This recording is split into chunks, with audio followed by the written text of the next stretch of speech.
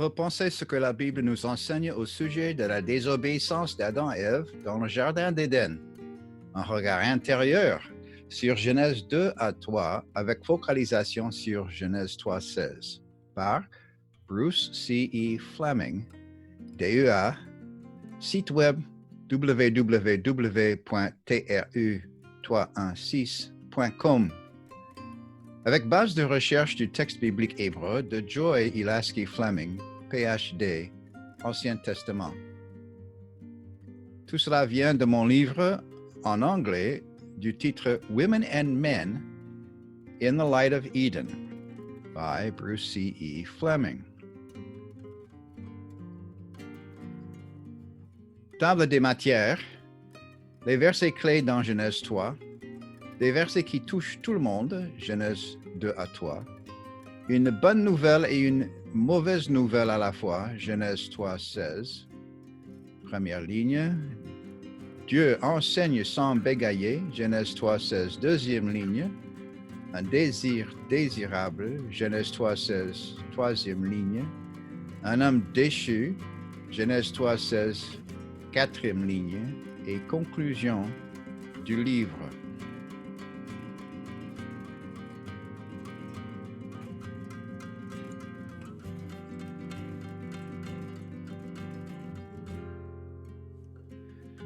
Des versets qui touchent tout le monde. Ce que l'on comprend mal dans plusieurs passages clés dans la Bible provient de ce que beaucoup de personnes pensent, par erreur, avoir découvert dans les premiers chapitres de Genèse, particulièrement Genèse 2 à 3. Les chapitres ultérieurs de la Bible peuvent parler occasionnellement d'un roi ici ou d'un certain naufrage là-bas, mais les premiers chapitres de Genèse sont bourrés de signification. Ils expliquent pourquoi notre monde est un mélange de bien et de mal. Il est difficile de comprendre à quel niveau de déchéance est tombée la race humaine au regard du niveau élevé de perfection que Dieu voulait pour l'homme créé à son image. Dans Genèse 1, nous apprenons comment toute chose a été créée à partir de rien. Quand tout fut créé, Dieu dit que cela était très bon. Genèse 2 à 3 nous parle du Jardin d'Éden. Le chapitre 2 se concentre sur les détails de la création du premier couple. Le chapitre 3 nous parle de sa tentation et de sa chute dans le péché et de la mort. La perfection de la vie en Éden telle qu'elle est présentée dans Genèse 2 contraste fortement avec la mort et le péché expérimenté dans Genèse 3. À quel degré exactement la race humaine se dégraderait n'était pas entièrement connu dans le Jardin d'Éden, mais il est certain que notre race déclinait. La Bible rapporte plus tard que beaucoup d'actes horribles commis par les humains. Ces actes étaient en effet si horribles que Dieu dit en Genèse 6, 5 à 6, « L'Éternel vit que la méchanceté des hommes était grande sur la terre, et que toutes les pensées de leur cœur se portaient chaque jour uniquement vers le mal. L'Éternel se repentit d'avoir fait l'homme sur la terre, et il fut affligé en son cœur. » Dans Genèse chapitre 3, nous commençons à avoir un aperçu de la mort qui s'était introduite dans la vie de l'homme et de la femme par la désobéissance. Nous voyons le péché à l'œuvre dans les relations entre les êtres humains et Dieu, entre les humains et leurs semblables. Nous voyons l'homme devenu hostile dans ses rapports avec le Créateur qui l'aime, ainsi qu'avec la femme qui l'aime. Idéeusement, il prend le parti de leur ennemi à tous. Lorsqu'on a mis pour la première fois les gens en garde contre le fait de s'injecter des drogues avec des seringues qui pouvaient être infectées du virus du sida, par exemple, ils n'ont pas vu immédiatement toutes les horreurs que les actes qu'ils pratiquaient volontairement produiraient, pas plus que les maladies secondaires, l'amaigrissement progressif, la mort à petit feu, les opportunités perdues, l'angoisse. Tout cela n'était pas immédiatement présent à leur esprit quand une seringue infectée remplie de drogue leur était offerte.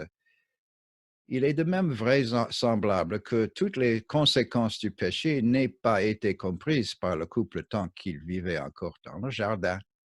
Mais nous, Nous savons que la chute de l'homme a bel et bien entraîné des conséquences graves. Les hommes de notre époque moderne peuvent regarder en arrière dans l'histoire de l'humanité et nous pouvons aussi regarder autour de notre propre vivant. Nous pouvons voir quel visage hideeux le péché porte et la déchéance de l'être humain s'étaler sous nos yeux. Avec ce sens accru de conscience aiguisée, nous sommes naturellement attirés par les événements importants relatés dans Genèse 3. Il y avait 3 participants à cette réunion qui se tinrent au pied de l'arbre: le serpent, la femme et l'homme. Genèse 3, 16. Le serpent, qui était l'ennemi de Dieu, tenta expressément la femme et l'homme. Vous indique le pluriel dans Genèse 3, 1, 4 et 5, pour les amener à désobéir à Dieu. La femme prit du fruit de l'arbre et en donna à l'homme qui était avec elle. Genèse 3, le verset 6b. Un nombre surprenant d'erreurs se sont glissées dans l'interprétation de ce qui s'est passé lorsque les 3 personnages se sont trouvés au pied de l'arbre. Ces erreurs peuvent être trouvées en beaucoup de lieux, depuis les livres illustrés des histoires de la Bible pour enfants, jusqu'au manuel de théologie lourdement rempli de renvois en bas de page. Dans un grand nombre de cas, ces erreurs déforment ce qui est arrivé à la femme. Beaucoup d'étudiants de la parole la voient comme la tentatrice, négligeant ainsi totalement de voir le vrai tentateur. L'ancien Talmud babylonien juif enseignait qu'en Éden, 10 malédictions avaient été données à Ève. Et il citait ces malédictions en grand détail. Pourquoi les auteurs du Talmud babylonien ont-ils même osé penser que la femme avait été maudite? Parce que dans son état de péché et dans ses mauvaises intentions, elle le méritait, écrivirent-ils. Que dit la Bible? La Bible dit que Dieu a imposé 2 malédictions dans le jardin d'Éden. Le mot hébreu signifiant malédiction, arur, est employé seulement 2 fois dans Genèse 3. Dieu a d'abord maudit le serpent, 3,14. Ensuite, il a maudit le sol, 3,17. Ces détails supplémentaires sur Éden qui ne se trouvent pas dans la Bible apparaissent dans les contes folkloriques et même dans certaines théologies. Mais ces détails supplémentaires doivent être ôtés de la Bible et abandonnés. Nous devons prendre en compte que ce que la Bible dit, comme cela a été écrit dans ses langues originales. Nous devons prendre en compte que ce que la Bible dit est la vérité de Dieu. La réaction de Dieu au péché.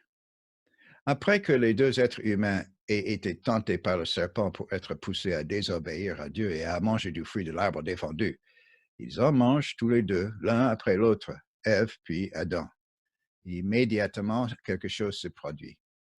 Après avoir péché, ils se rendent compte qu'ils sont nus. Pourtant, cela ne les avait jamais gênés auparavant. Jamais. Dans un moment tendu, ils se font des habits pour couvrir leur nudité. Ce sont leurs tout premiers habits. C'est la toute première fois qu'ils sont angoissés. Pourquoi agissent-ils de cette façon? Je sais qui est arrivé et il vient se promener dans le jardin et appelle l'homme. Ils s'amènent tous les 2, l'homme et la femme. Dieu les interroge, puis Adam, puis Ève. Alors Dieu dit au serpent et à chacun des humains à tour de rôle ce qu'il va faire. Imaginez-vous une scène classique de l'auditoire d'un tribunal. Du haut du banc, le juge regarde sévèrement 3 offenseurs et commence à juger le premier. Les autres regardent intensément ce qui se passe en pensant: qu'est-ce que le juge va me dire à moi? Des paroles qui font écho. Les termes que Dieu adresse au serpent, les termes hébreux littéraux, sont organisés suivant un schéma très distinct. Quand Dieu parle ensuite à l'homme, ses paroles suivent le même schéma. Mais les paroles que Dieu adresse à la femme sont organisées d'une manière très différente. Pourquoi les paroles que Dieu adresse au serpent et à l'homme suivent-elles le même schéma? Qu'y a-t-il de particulier au sujet de ces deux personnages qui obligent Dieu à leur parler en phrases qui résonnent comme des échos les unes des autres? Le serpent et l'homme ont quelque chose en commun. Chacun d'eux a délibérément participé à la rébellion qui a eu lieu au pied de l'arbre. Dieu lui-même l'avait remarqué. Voici les 6 points communs relevés dans les paroles de Dieu au serpent, aussi bien qu'à l'homme. 1. Dieu emploie le mot malédiction, arur, en parlant avec chacun d'eux. 2. Le terme puisque commence chaque discours quand Dieu explique pourquoi il impose une malédiction. Troisième point, l'objet que Dieu maudit est lié à chacun d'eux. Tu seras maudit, dit Dieu au serpent. Le sol sera maudit, dit Dieu à l'homme. 4. Chaque malédiction implique le manger et la poussière. Le serpent mangera de la poussière. L'homme mangera de la nourriture qui proviendra du sol maudit et sûrement il retournera dans la poussière. 5. Chacun est averti d'une longue durée de malédiction, tous les jours de ta vie. Ces malédictions sont différentes de toutes les autres malédictions prononcées dans la Bible. Elles changent le cours des choses. Même aujourd'hui, les 2 malédictions d'Éden sont encore en vigueur. Elles s'accomplissent encore chaque jour. 6. Des verbes hébreux qui se font écho terminent les paroles de Dieu. Dieu dit au serpent, écrasera, chouf, écrasera, chouf. La tête du serpent sera écrasée par son ennemi. Dieu dit à l'homme, retourne, chouve, retournera, chouve. L'homme fait de poussière retournera dans la poussière. Une résonance distincte. Les paroles que Dieu adresse à la femme sont très différentes de celles qu'il adresse au serpent et à l'homme, parce que son cas était différent. Elle n'avait pas délibérément participé à la rébellion qui avait éclaté au pied de l'arbre. Dieu l'avait remarqué aussi. Elle avait été trompée. Les paroles que Dieu lui adresse reflètent cela. Les paroles qui lui sont adressées sont effectivement différentes en grammaire, en logique, en ton et en contenu. Les éléments communs qui se trouvent dans les paroles que Dieu dit au serpent et à l'homme ne sont pas employés dans les paroles que Dieu adresse à la femme. Le mot hébreu, malédiction, arur, n'est pas employé. 2. Le mot puisque n'est pas employé. 3. La femme n'est pas maudite. Rien non plus est maudit à cause d'elle. 4. Dieu ne lui parle pas de manger ni de poussière. 5. Les mots exprimant la durée, tous les jours de ta vie, ne sont pas employés. 6. Il n'y a pas de verbes en hébreu qui se font l'écho les uns des autres ou qui se répètent. Voici une traduction littérale de Genèse 3.16. Genèse 3.16 commence par une phrase d'introduction suivie de 4 lignes de mots par lesquelles Dieu parle à la femme. Il y a seulement 11 mots hébreux au total employés dans les lignes 1 à 4. Remarque, il faut souvent employer plusieurs mots français pour traduire un seul mot hébreu. Dans le texte suivant, des traits d'union ont été utilisés pour montrer l'étendue de chaque mot hébreu individuel. Genèse 3.16, Dieu dit à la femme. Première ligne, 1. Multipliant. 2. Je multiplierai. 3. Ta peine. 4. Et ta conception. Deuxième ligne, 5. Avec effort. 6. Tu donneras naissance. 7. À des enfants. Troisième ligne, 8. Ton désir est 9. Vers ton mari. Quatrième ligne, 10. Mais il, 11. Dominera sur toi. Ce diagramme nous épargne la peine d'apprendre l'hébreu pour comprendre ce verset. Les mots français employés dans le diagramme représentent les traductions littérales des mots hébreux employés dans le verset. Mis ensemble, ils ne correspondent pas à du français normal. C'est parce qu'ils ne sont pas français. Ils représentent les mots d'une langue différente.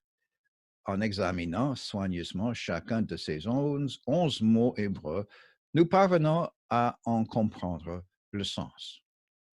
Attention, trop de gens ne perçoivent pas les différences entre les paroles que Dieu adresse à la femme et celles qu'il adresse au serpent et à l'homme. Les paroles pourtant soigneusement choisies par Dieu pour s'adresser à la femme sont au contraire traitées comme si elles n'étaient qu'un discours parallèle de plus, adressé à une autre rebelle entêtée. Cela constitue l'une des sources des erreurs théologiques d'Éden relatives à la question de l'autorité. Mal interpréter ce que Dieu dit à la femme dans Genèse 3,16 constitue l'une des sources des erreurs théologiques d'Éden relatives à l'autorité. À la fois une bonne nouvelle et une mauvaise nouvelle. Les quatre premiers mots hébreux. Verset 3,16, première ligne. 1, 2, 3, 4. Multipliant, je multiplierai ta peine et ta conception. Qu'avez-vous dit? Il est probable que très peu de personnes se mettent consciemment à promouvoir l'erreur. Mais puisque Genèse 3,16 a été employé comme une source d'erreur, cela vaut particulièrement la peine d'examiner ce passage afin de s'assurer qu'aucun de nous ne le comprenne mal. La façon de nous assurer que nous comprenons correctement ce verset clé est de l'examiner soigneusement, mot à mot. Dans le verset 16, après l'introduction « Et Dieu dit à la femme », il n'y a que 11 mots hébreux constituant le message que Dieu annonce à la femme. Les lire et les comprendre ne sera pas trop difficile. La difficulté consistera à ne pas s'embrouiller dans les mauvaises interprétations qui, au travers des siècles, ont été échafaudées autour de ces mots. D'abord, étudions en profondeur mots 1, 2 et 4 qui font une seule idée. Après, nous étudierons mots 1, 2 et 3 en profondeur qui font une autre seule idée. 1, 2 et 4, multipliant, je multiplierai, et ta conception. Dieu commence les paroles qu'il adresse à la femme en répétant un verbe d'une manière qui montre l'accent mis sur ce mot en hébreu. Ce verbe est multiplier. Littéralement, dans Genèse 3,16, Dieu dit « multipliant, je multiplierai ». Les traductions rendent cette phrase plus familière en disant « je multiplierai sûrement ». C'est le même verbe que Dieu a employé quand il a dit à la femme et à l'homme de multiplier. Dieu les bénit et leur dit, soyez féconds et multipliez et remplissez la terre. Genèse 1, 28. Le proto-évangile. Dans Genèse 3, 15, dans les dernières paroles que Dieu adresse au serpent, il prédit que la descendance, Zéra, de la femme vaincra le tentateur. C'est une mauvaise nouvelle pour le tentateur, mais une bonne nouvelle pour la femme et toute l'humanité. Dans les livres de théologie, cette prophétie est connue comme le proto-évangile, ou la toute première annonce dans la Bible de la bonne nouvelle du salut. Les paroles prononcées par Dieu dans Genèse 3,15 sont adressées au tentateur, mais elles sont entendues par la femme. Dieu se tourne alors vers la femme. Il emploie 2 fois le verbe multiplier de la manière énergique dont une promesse commence. Il lui confirme par le mot numéro 4 et ta conception, la bonne nouvelle de sa descendance future. Dans le verset 16, Dieu emploie un autre mot hébreu qui concorde encore mieux avec le ton poétique et la littération du verset 16. Au lieu du mot descendance, sera ou progéniture, comme dans le verset 15, Dieu emploie le mot hébreu conception, héron en hébreu. Ainsi, Trois des quatre premiers mots que Dieu adresse à la femme dans le verset 16 l'assurent que, bien qu'elle soit sous la sentence de la mort à cause de sa désobéissance, elle conservera la capacité de concevoir, ce qui effectivement rend ainsi possible l'accomplissement du proto-évangile du verset 15, en l'occurrence de la promesse du descendant qui vaincra le tentateur. Qu'y a-t-il de si spécial au sujet de multiplier? Il n'y a pas beaucoup à signaler sur ce mot lorsqu'il est employé d'une manière ordinaire. Mais le verbe multiplier devient très spécial lorsqu'il est répété pour marquer l'insistance. Cela ne se produit que 3 fois dans tout l'Ancien Testament. Toutes les 3 occasions se présentent dans le livre de Genèse, dans 3.16, 16.11 et au chapitre 22, le verset 17.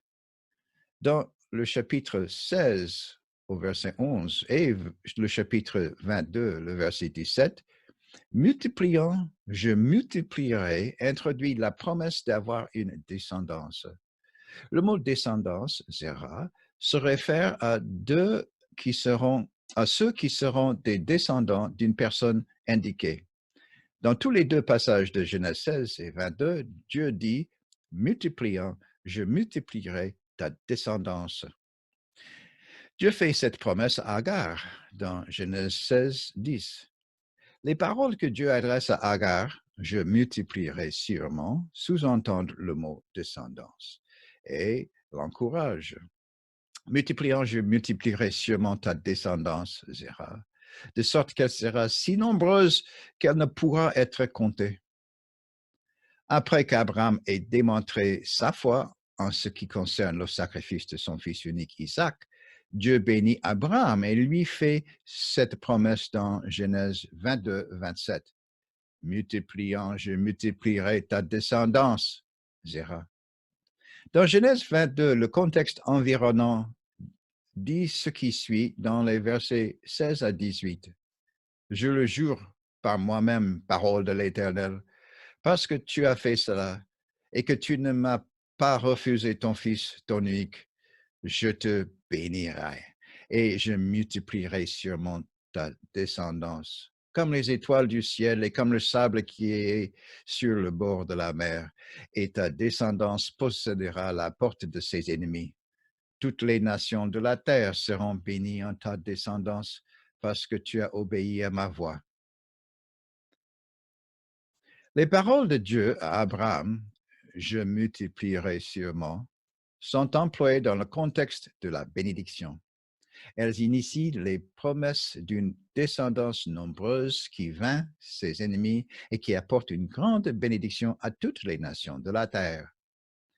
Genèse 3.16, la promesse d'un descendant est faite à la femme dans le jardin.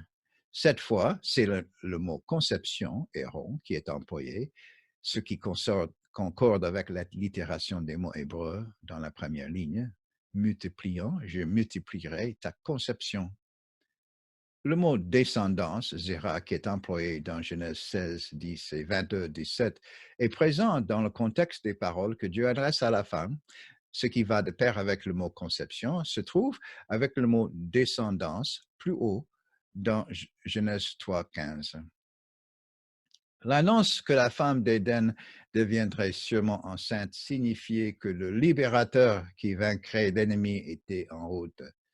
C'était une nouvelle merveilleuse. Malgré le fait que certains gens enseignent l'idée erronée que mettre les enfants au monde est une malédiction dont la femme doit souffrir, c'est le contraire qui est vrai. Le mot hébreu numéro 4, et ta conception, est un nom collectif singulier. Cela signifie que c'est un nom singulier qui englobe ou incorpore en lui la promesse de beaucoup de descendance. Le mot descendance employé dans le verset 15 est aussi un nom collectif singulier.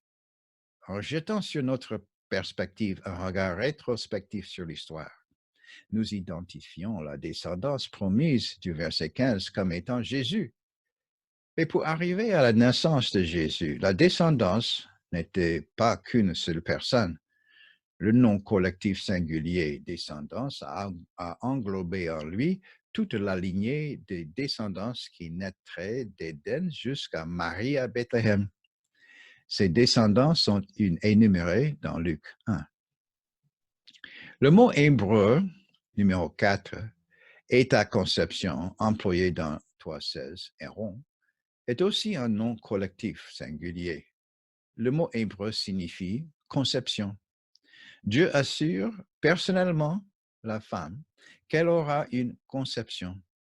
Ce nom collectif singulier de la promesse dans le verset 3.16 est lié au nom collectif singulier indiquant la descendance promise juste avant dans le verset 3.15.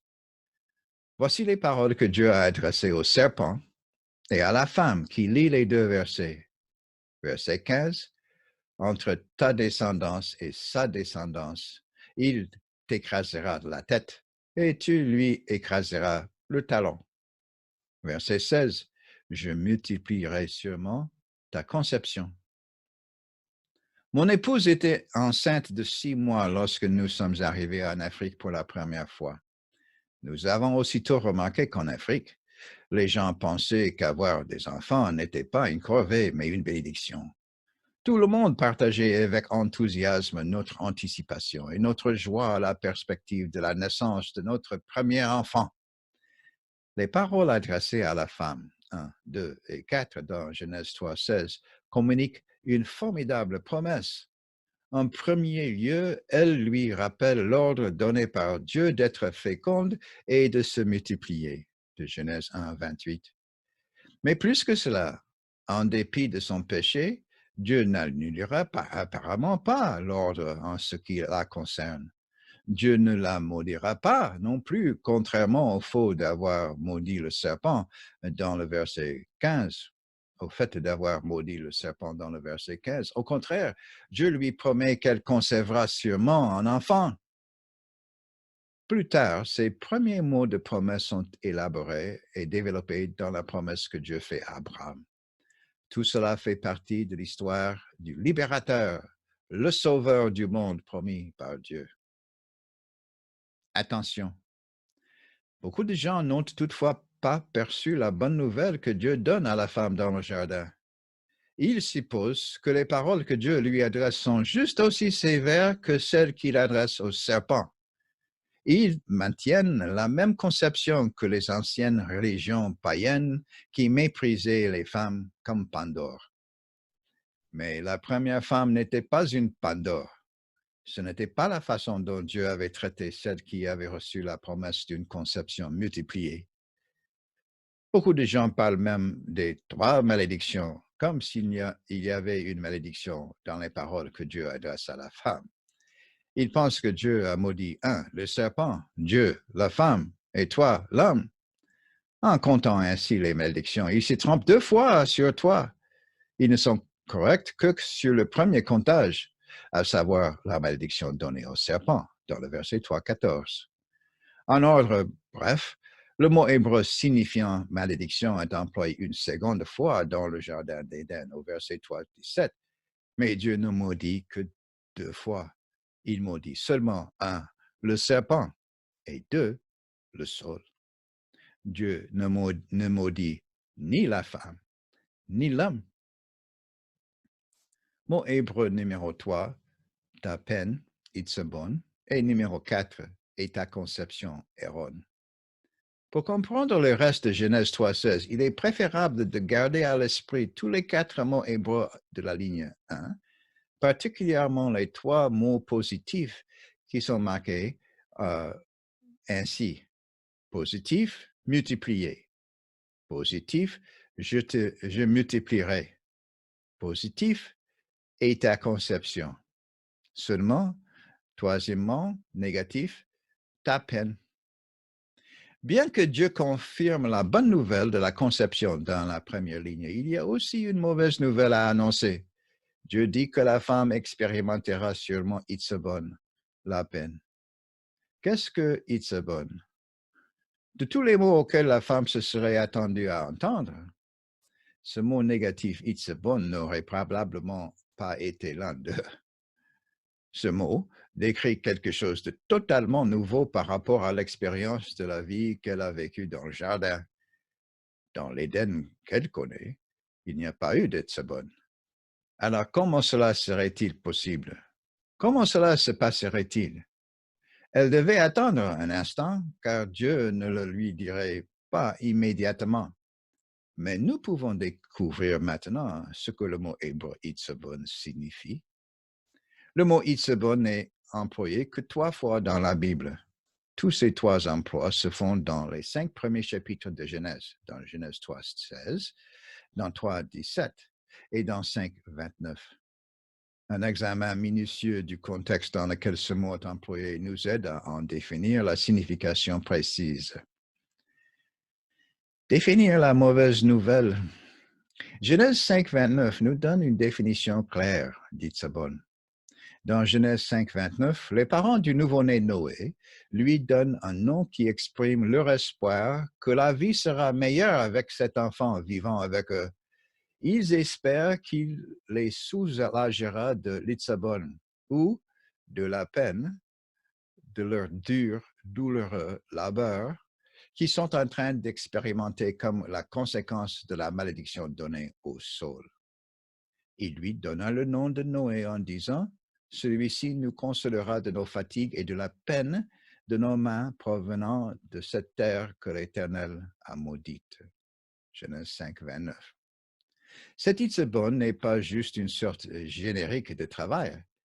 Les mots français travail ou labeur sont bien moins précis que le mot hébreu Itzebon.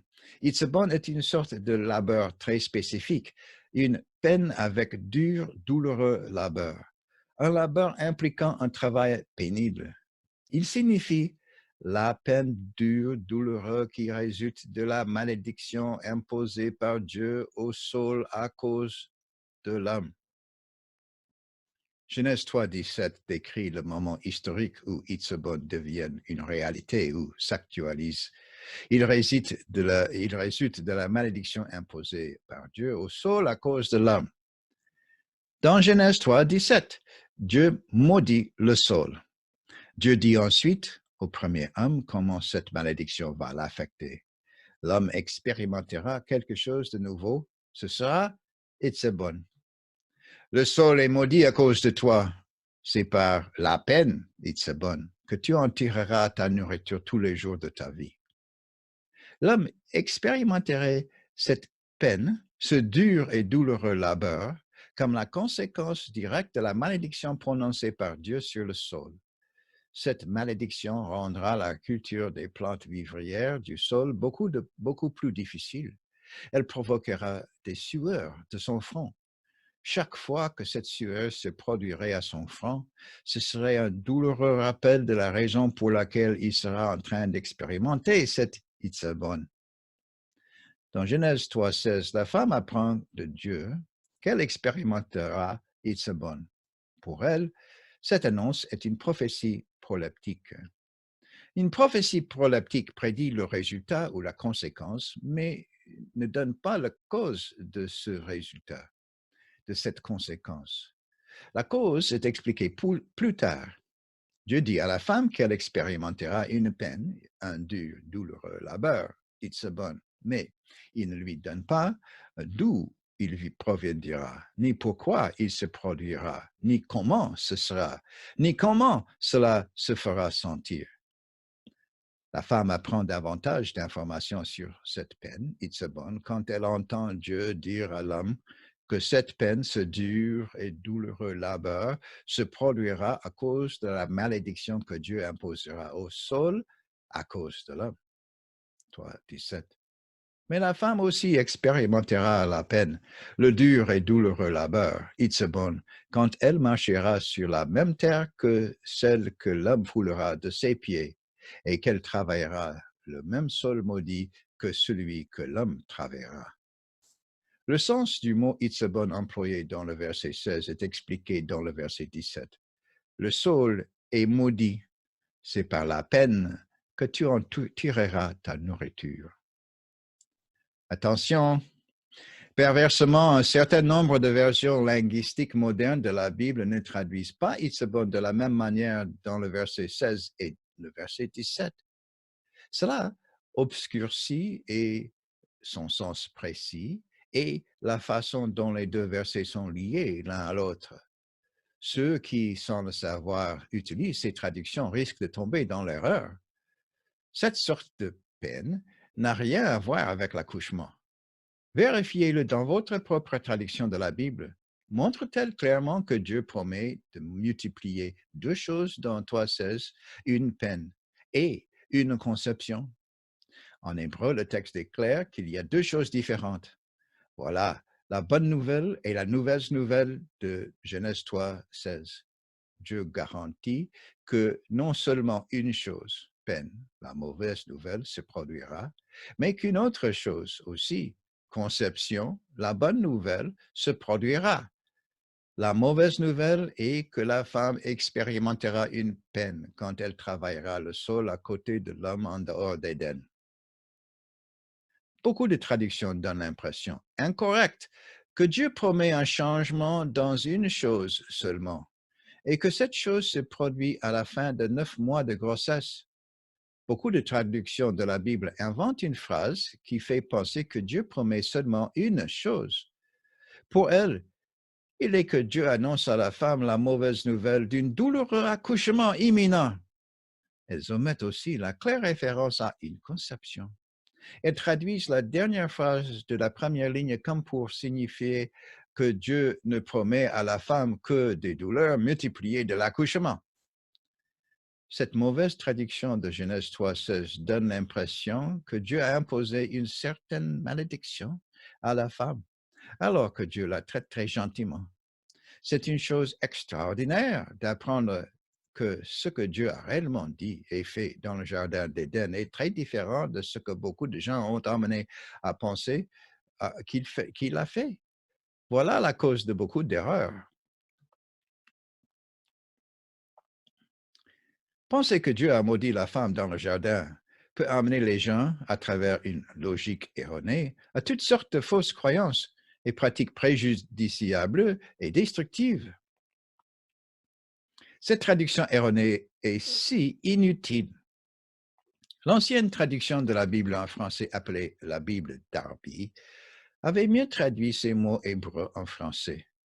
Les nouvelles traductions de la Bible dans les langues modernes du monde peuvent encore être corrigées dans les éditions ultérieures. Il faut qu'elles soient. En quoi les traductions se trompent-elles? Quelquefois, quand on traduit l'Ancien Testament dans une langue moderne, il est acceptable d'omettre le mot hébreu et. Par exemple, le mot et peut être supprimé quand il se trouve dans une construction grammaticale appelée endiadis. Lorsque les traducteurs se trouvent devant une vraie endiadis, ils compressent ou contractent les mots pour indiquer une seule idée. Voici une explication utile de ce qu'une endiadis est. Une endiadis est une façon de combiner deux mots hébreux de sorte que l'un des mots définisse l'autre. Il n'y a pas d'endiadis dans Genèse 3,16. Pourtant, beaucoup de traducteurs modernes ont traité la première ligne de Genèse 3,16 comme si elle en comprenait une. Ils ont omis le mot et ils ont essayé de donner un sens au reste des mots. C'est là qu'ils ont fini par sérieusement déformer la pensée de la première ligne. Les traductions plus anciennes, dont certaines sont très anciennes, n'ont pas commis cette erreur. Dans la première traduction de l'Ancien Testament qui fut faite il y a plus de 2000 ans, cette ligne de Genèse 3,16 n'a pas été traduite comme si elle avait une endiadis. Cette ancienne traduction, la Septante, employait clairement le mot « et » entouré de deux noms. Cette façon de traduire le mot « et » avait été faite dans la Bible Darby en 1885 et dans la nouvelle édition de 1978. Alors, pourquoi d'autres versions omettent-elles le mot « et » ? Ce n'est pas une simple question de chicaner sur les conjonctions. À la recherche d'une endiadis, L'étude que mon épouse faisait de ce sujet l'amena à rendre visite à un professeur d'Ancien Testament dans une école célèbre et elle me demanda de l'accompagner. Le bureau du professeur était bourré de livres. Nous trouvâmes de l'espace pour nous asseoir et parler de la conjonction et employée dans la première ligne de Genèse 3,16.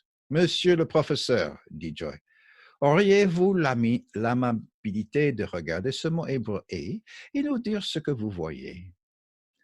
Ces commentaires, ponctués par de longues pauses, dues à sa profonde réflexion, se résumèrent en à peu près ceci. Ici, nous avons un exemple de endiadis.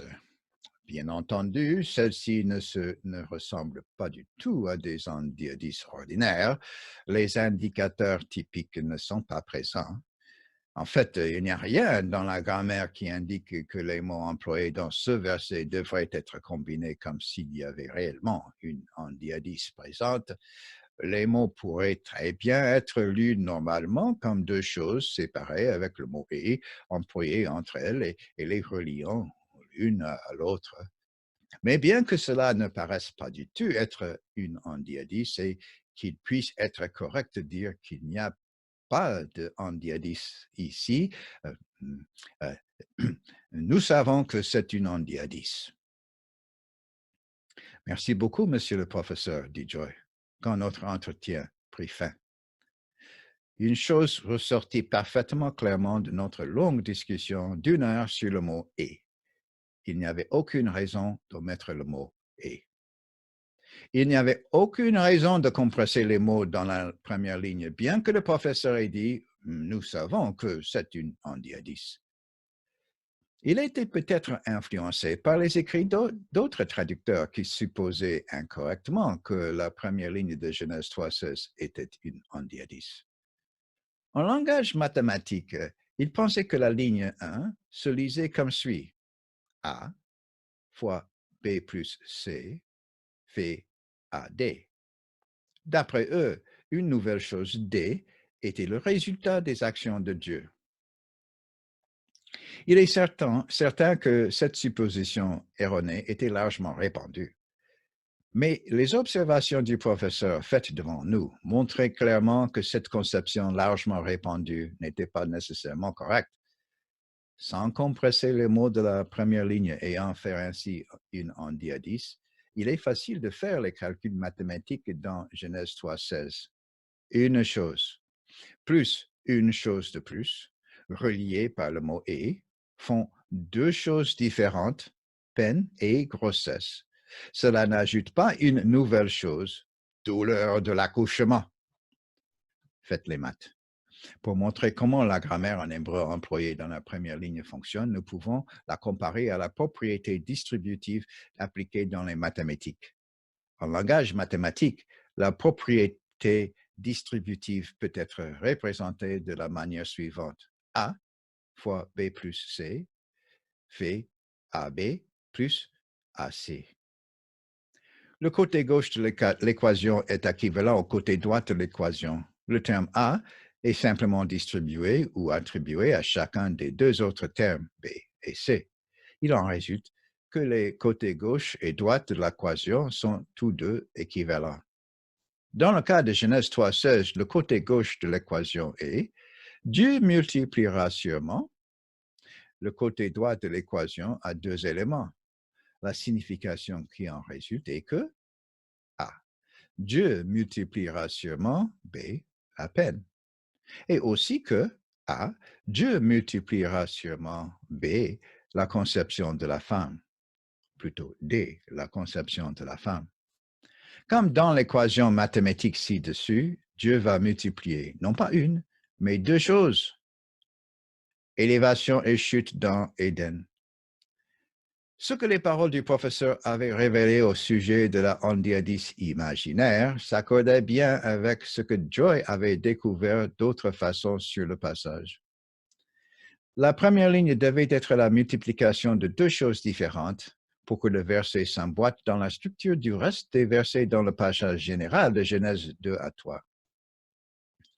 Les versets relatifs au jardin d'Éden Genèse 2, 4 à 3, 25, sont organisées en 7 sections qui se reflètent l'une dans l'autre d'une manière parallèle en un chiasme. Habituellement, l'idée la plus importante dans cette sorte de parallélisme est placée au milieu, ce qui, dans ce cas, est énoncé dans la section D, le verset 2, 25. Les 3 premières sections sont reflétées par les 3 derniers sections du passage. Les 7 sections constituent ensemble le récit de tout ce qui s'est passé dans le jardin d'Éden. Dans les 3 premières sections, Genèse de 5 à 15, 16 à 17 et 18 à 24, ou A, B et C, Dieu est à l'œuvre. Toute chose devient plus complète, plus aboutie et meilleure. La 4e section, de 25, ou D, est le sommet de la création. Dieu a terminé son œuvre de la création. Tout est très bon et harmonieux. Dans les 3 dernières sections, Genèse 3, 1 à 5, 6 à 7 et 8 à 24, où C', B' et A', le péché est à l'œuvre. Tout va de mal en pis. Pour les lecteurs hébreux de la Genèse 2 à 3, ce groupement de mots en section est esthétiquement agréable. Dans Genèse 2, 5 à 3, 24, la forme des mots hébreux correspond au contenu du passage. La façon dont le passage a été organisé indique que les 4 premières sections doivent être lues avec un sourire, tandis que les 3 dernières sections doivent être lues en fronçant les sourcils. Il convient, dès lors, de comprendre la forme de Genèse 2, 5 à 3, 14, parce qu'elle correspond au contenu du passage. Dieu à l'œuvre et le péché à l'œuvre. Voici une façon de représenter par un diagramme le parallélisme des 7 sections. Et je répète, section A, Genèse 2, 5 à 15. Section B, Genèse 2, 16 à 17. Section C, Genèse 2, 18 à 24. Section D, Genèse 2, 25. Section C', Genèse 3, 1 à 5. Section B', Genèse 3, 6 à 7. Section A', Genèse 3, 8 à 24. Vous voyez, section A correspond à section A'. Genèse 2, 5 à 15 correspond à Genèse 3, du verset 8 au verset 24. Découverte de canons parallèles. Dans Genèse 2, 5 à 3, 24, la section A est reflétée par la section A'. Mon épouse savait que plus elle étudiait la section A dans Genèse 2, plus elle pourrait comprendre la section A' dans Genèse 3. Au cours de ses études, elle est tombée sur un article du professeur Isaac Kikuwata qui avait découvert dans Genèse 11 un schéma de points de croisement entrelacés ou un lien intermédiaire que nous appellerons maillon ou chaînon. Dans un renvoi en bas de page de cet article, il mentionnait qu'il avait aussi découvert un point de croisement entrelacé ou chaînon dans Genèse 2, 7 à 9, avec 2, 8 au centre. Sa note ne mentionnait rien à propos de Genèse 3, 16. D'après Kikuwata, dans le maillon ou chaînon de Genèse 2, 2 mots-clés liaient le verset 8 du chapitre 2 au verset qui le précède et à ceux qui le suivent. L'un renvoyait le lecteur au verset précédent, l'autre attirait l'attention du lecteur sur le verset suivant. D'après Kikuwata, basé sur son livre Rhetorical Criticism, page 24, dans le verset 8, Dieu rassemble la vie végétale et l'humanité. Kikuwata montrait que ce lien important ou rassemblement important se produit non seulement dans ce que les mots disent, mais aussi dans la façon dont les mots sont arrangés. Le mot hébreu initial du verset 8 attire l'attention en bas sur le premier mot du verset 9. Le dernier mot hébreu du verset 8 renvoie le lecteur au premier mot du verset 7. Le point de croisement entrelacé, le maillon ou le chaînon tel que Kikuwada le représentant, est que à la fin du verset 8, nous avons formé. Et au début du verset 7, Dieu forma. Au début du verset 8, Dieu planta. Et au verset 9, Dieu fit pousser des arbres du sol. Mon épouse se rendit compte que Kikuwada avait fait une découverte importante dans la section A qui pourrait aider à comprendre la section A'. Puisque la section A' reflète la section A, y avait-il aussi un chaînon dans la section A'?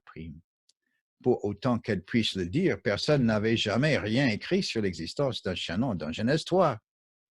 Elle vérifia l'hébreu de la section A' pour voir si celle-ci contenait un verset avec des mots-clés qui la liaient au verset qui l'entourait. Elle les trouva, liés par le mot « et » dans la première ligne du verset 16. Oui, Genèse 3,16 contient le chaînon pour la section A'. Comme dans le premier chaînon, il y a deux mots distincts. L'un qui lie le verset 3,16 au verset qui le précède, et l'autre qui lie le verset 3,16 au verset qui le suit. Le mot hébreu conception employé dans le verset 16 lie au mot descendance dans le verset qui le précède, et le mot hébreu signifiant peine, itzabon, dans le verset 16 lie au même mot peine dans le verset qui le suit.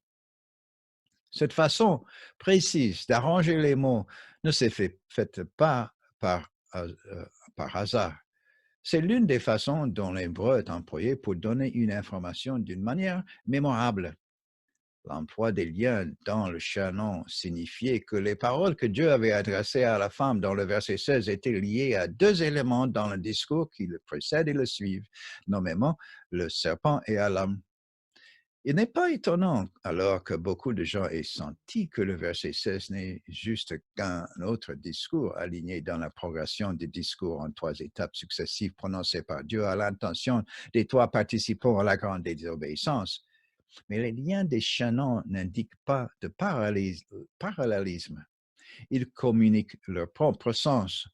Le discours que Dieu adresse à la femme est très différent des paroles parallèles qu'il adresse au serpent et à l'homme. Lorsque les traductions de langue moderne ne traduisent pas clairement les mots hébreux peine et conception, elles empêchent le lecteur moyen de remarquer les liens existants entre ces trois versets. Faut-il alors s'étonner que des suppositions incorrectes soient tirées des traductions employant des mots qui ne viennent pas vraiment des paroles que Dieu nous adresse dans les documents originaux de l'Ancien Testament en hébreu? La plupart des traductions modernes donnent l'impression que Dieu multiplie seulement une chose et de surcroît une grande chose mauvaise. Quelle horreur! Voici comment Dieu, traduction moderne, présente la première ligne. Remarquez combien les deux parties du chaînon ne se discernent pas et que cette façon de traduire la première ligne fait penser que Dieu promet de faire quelque chose d'extra, quelque chose de mauvais à la femme. Louis II. J'augmenterai la souffrance de tes grossesses. La Bible du Semeur. Je rendrai tes grossesses très pénibles.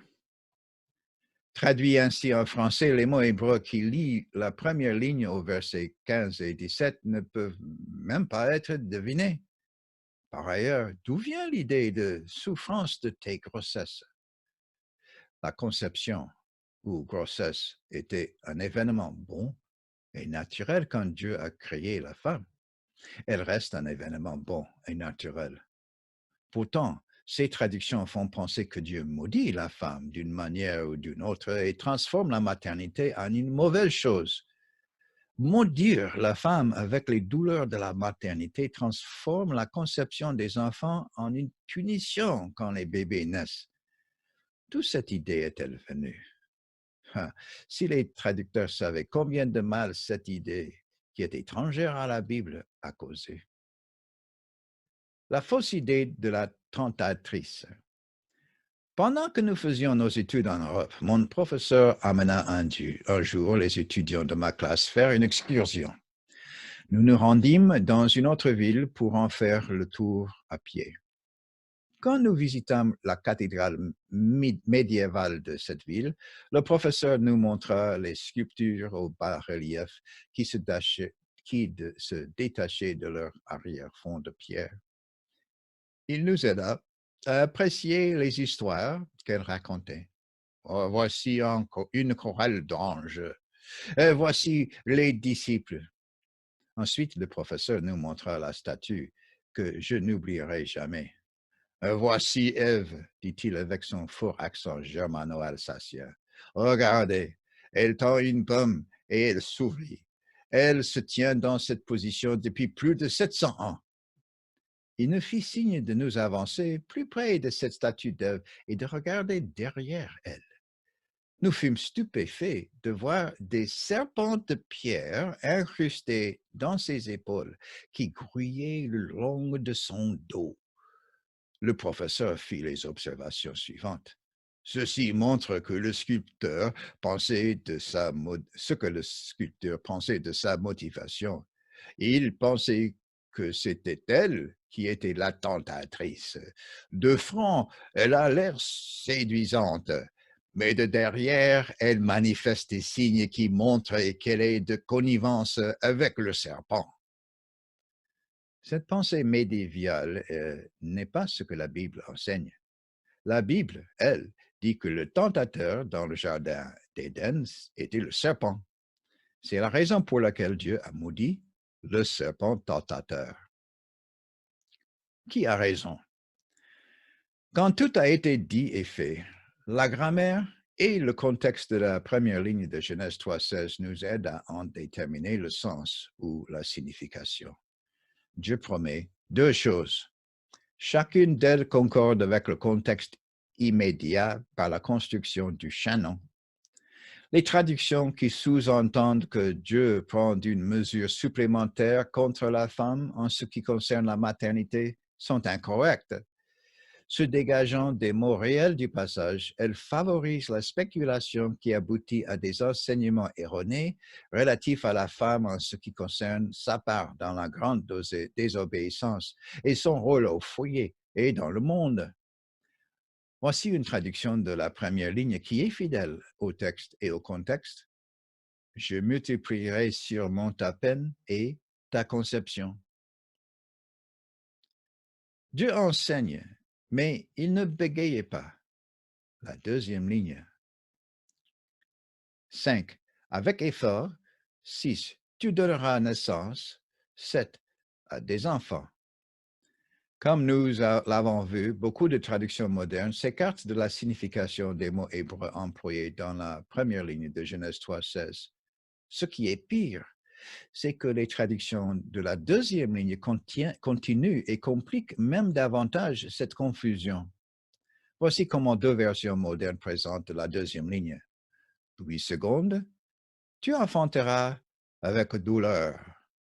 La Bible du Sommeur, et tu mettras tes enfants au monde dans la souffrance. En fin de compte, la plupart des traductions modernes donnent l'impression que Dieu ne fait que bégayer et répéter ce qui a été donné comme le résultat des traductions qu'elles ont faites de la ligne 1. Examinons la deuxième ligne plus attentivement. À ce point, Dieu assume le rôle d'enseignant. Il continue à instruire la femme par tout le reste du verset 16 dans les lignes 3 et 4. Dans cette partie de l'enseignement de la deuxième ligne, elle est informée que la vie qu'elle vivra désormais sur la terre en tant que personne morte avec un corps mortel sera ainsi. Dans la ligne 2, Dieu explique à la femme que ce que sera mettre des enfants au monde avec un corps mortel. Ceci concerne la question naturelle qui provient du dernier mot de la première ligne, conception. Avec effort, tu donneras naissance à des enfants. Visons le mot numéro 5. 9 mois après la conception, mot hébreu numéro 4, vient l'accouchement. Et en dehors d'Éden, où Dieu sait que la femme et l'homme se retrouveront bientôt, l'accouchement sera difficile pour la femme. Elle donnera naissance à des enfants dans un environnement hostile. Elle donnera naissance à des enfants avec un corps mortel, sujets à des difficultés et même à la mort. Avec une grande douceur, Dieu décrit à la femme ce qu'elle expérimentera. Il emploie le mot effort ou etsev en hébreu. Quand elle commencera à expérimenter cet etsev, elle saura que cela n'est pas ce que l'on ressent à la mort, mais le commencement de l'acte d'accouchement de son enfant. Le mot hébreu etsev, qui signifie effort, est un mot commun dans l'Ancien Testament. C'est un mot qui est employé de nombreuses fois dans l'Ancien Testament. Il est employé en divers lieux comme un terme général qui n'a rien à voir avec la maternité. Il signifie effort. La saison des pluies en Afrique centrale apporte de la boue dans les pistes ou même dans certaines rues des quartiers en ville. Il n'est pas inhabituel que quelqu'un soit embourbé dans la boue. Quand cela arrive, il est habituellement possible de faire sortir le véhicule immobilisé dans la boue en le poussant avec l'aide d'autres personnes. Ceux qui essaient de dégager un véhicule doivent fortement lutter pour aider le chauffeur à avoir assez de traction et d'élan pour faire sortir le véhicule de la boue. Le travail n'est pas nécessairement pénible, mais il exige un grand effort, du travail d'équipe et beaucoup de transpiration pour pousser le véhicule et le dégager de la boue. C'est exactement cela que signifie le mot hébreu numéro 5, avec effort ou par un effort. C'est de cette façon, avec effort, que la femme mettra des enfants au monde. Attention, une fois de plus, les traductions de la Bible semblent enseigner que Dieu a augmenté l'effort provoqué par le processus de l'accouchement d'un enfant par la femme mortelle. Ce n'est pas ce que Dieu dit. Aussi difficile qu'il soit de le croire, ce faux enseignement qui préconise que Dieu a soumis la femme à un accouchement douloureux a été employé pour justifier le fait de priver une mère d'aide au moment de l'accouchement. Une femme en Angleterre dans les années 1800 qui prit une certaine herbe médicinale pour se soulager de ses douleurs fut condamnée à mort parce que l'on supposait qu'elle avait agi contrairement à la volonté de Dieu selon laquelle la femme doit souffrir des douleurs de l'accouchement. Hôpital de Tandala. Mon épouse a donné naissance à notre premier enfant dans un hôpital situé dans les forêts tropicales humides au nord-ouest de la République démocratique du Congo, alors appelée Zaïre. Au moment où nous nous rendions à l'hôpital, je remarquai les palmiers plantés dans la cour, ressemblant à des sentinelles qui faisaient la garde au dehors. Un perroquet africain gris à la queue rouge s'envola au-dessus de nos têtes et tout près, une termitière se dressant à 3 mètres du sol était teinte en rose par le soleil couchant. Le médecin était assisté de 2 excellentes infirmières. Une infirmière et moi, nous nous tenions à chacun de ses côtés de Joy, comme nous chronométrions sa respiration. Joy et moi avions acheté un livre sur l'accouchement naturel des enfants quand nous étions encore en France et Joy l'avait étudié et pratiqué les exercices de respiration. Ce fut un grand effort qui dura 36 heures, dont la plupart avaient été passées à la maison avant que nous allions à l'hôpital. Joy ne reçut aucun médicament de quelque sorte que ce fût. J'admirais le grand effort qu'elle fournissait, qui fut suivi d'épuisement et de grande joie lorsque Joy donna naissance à notre première-née, Christy. 7 ans plus tard, nous étions aux États-Unis d'Amérique lorsqu'arriva le moment de donner naissance à notre fils, Marc. Elle demanda qu'on lui fasse une anesthésie. « Oh, c'est trop tard pour demander une anesthésie maintenant, » lui dit-on. « Vous auriez dû la demander plus tôt dans le processus de l'accouchement. Ce n'est pas possible de prendre quelque chose maintenant que le moment d'accoucher est si proche. » Et ainsi, une fois dans un hôpital de la forêt tropicale et une autre fois dans un hôpital occidental, Joy expérimenta un accouchement très naturel.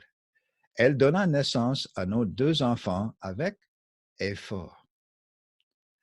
Lorsque Dieu explique cette sorte d'accouchement à la première future mère dans la deuxième ligne de Genèse 3,16, il lui explique de manière qu'elle comprenne ce qui se passera sans qu'elle ait eu l'avantage d'observer une autre mère donner naissance auparavant. La deuxième ligne dans Genèse 3,16 est extraordinairement sensible, clinique et respectueuse. Cette description relative à la façon dont la femme expérimentera la naissance d'un enfant avec son corps mortel contraste avec ce que Dieu dit à l'homme quand il s'adresse à lui et lui parle de la mort de son corps mortel. Dans les deux cas, Dieu apprend au premier couple ce à quoi l'homme et la femme doivent s'attendre, en leur donnant un aperçu des implications de leur mortalité en tant qu'êtres humains déchus. Encore des instructions en trois lignes. Avec effort, tu donneras naissance à des enfants. Ton désir est vers ton mari, mais il dominera sur toi. Les paroles que Dieu adresse à la femme dans le verset 16, lignes 2 à 4, sont des mots de description et d'enseignement. Dans ces mots, Dieu dit à la femme en quoi son expérience physique consistera désormais. Dieu sait aussi qu'elle est mariée à un homme mort. Son mari était un participant volontaire à la grande désobéissance. Et il y a déjà des signes qui montrent que ses relations avec Dieu et avec sa femme dans sa rébellion ont été corrompues. Ils se retrouveront très bientôt en dehors d'Éden, et il leur sera impossible d'y revenir, avec le chemin barré par des anges guerriers armés. Avec une urgence suprême et l'usage maximum de chacun de ces mots, Dieu donne des informations à la femme dans les lignes 2, 3 et 4. Les changements. Les deux changements qui auront un impact physique sur la femme sont les suivants. Il y a maintenant la mort et elle a un corps mortel, un corps mort. C'est la conséquence de leur péché prédite dans Genèse 2, 17. Il y aura la malédiction du sol avec sa peine quand elle travaillera la terre, ce qui sera la conséquence d'un acte distinct de Dieu, Genèse 3, 17. La femme a été induite en erreur par le tentateur et transgressée dans l'ordre reçu de Dieu de ne pas manger du fruit de l'arbre de la connaissance. Le salaire du péché, c'est la mort. Le corps de la femme est maintenant sujet à des difficultés et à la mort. La sorte d'effort requis pour l'accouchement, dont par la deuxième ligne de Genèse 3,16, est produite dans le contexte d'un monde déchu et d'un corps qui est maintenant sujet à la mortalité. Traité des traductions dyslexiques. Le soir qui suivit notre entretien avec le professeur d'Ancien Testament qui nous avait parlé de la Handiadis, de la première ligne, qui ne s'y trouvait pas, j'éprouvais toujours des difficultés à comprendre tout cela. Il m'était difficile de percevoir la signification des lignes, des deux premières lignes. Je découvris que c'était à cause de diverses erreurs de traduction des mots hébreux qui avaient été empilées les unes sur les autres.